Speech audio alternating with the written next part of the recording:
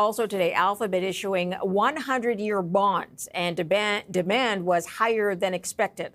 Let's get more from Dan Ives. He's global head of tech research at Wedbush. Dan, what other companies have ever done this, sell a 100-year bond?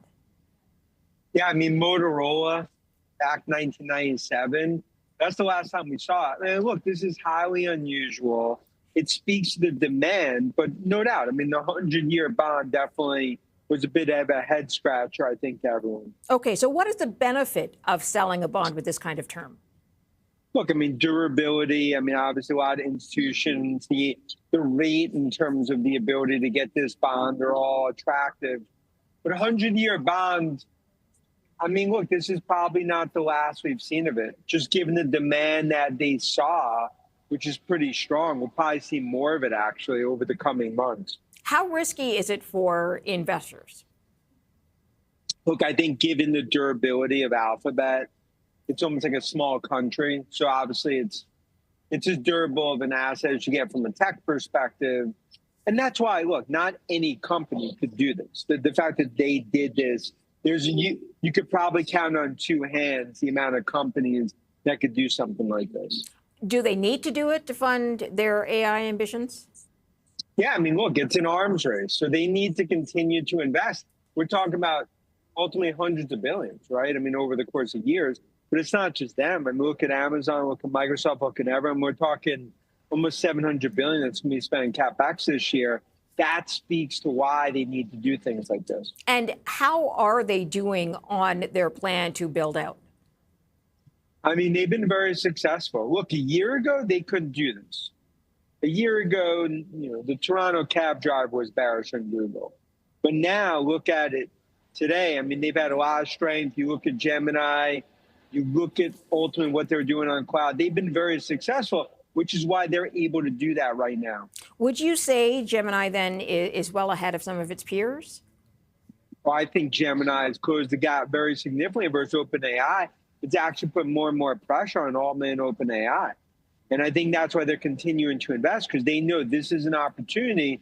Right now, it's go time for them. They're on the aggressive move, and that's why they did this bond offering.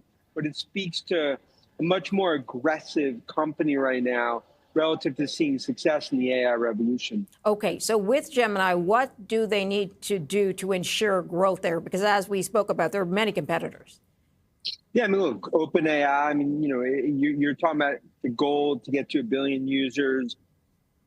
It's not just about Gemini, it's also about enterprises. Enterprises, they're going to the cloud. They need to do with Google, just like Microsoft, just like Amazon. That's really right now what they're playing. That's what they're going for. It's a smart strategic move. The 100-year bond, it's a little odd, but it does show, I think to some extent, the confidence investors have in them. Okay, so talk to me about who else you could see this from. You said it is very unusual. It's a rare thing. But at the same time, you could see others going the same route. Yeah, I mean, look, given the success they've had, other tech companies could follow.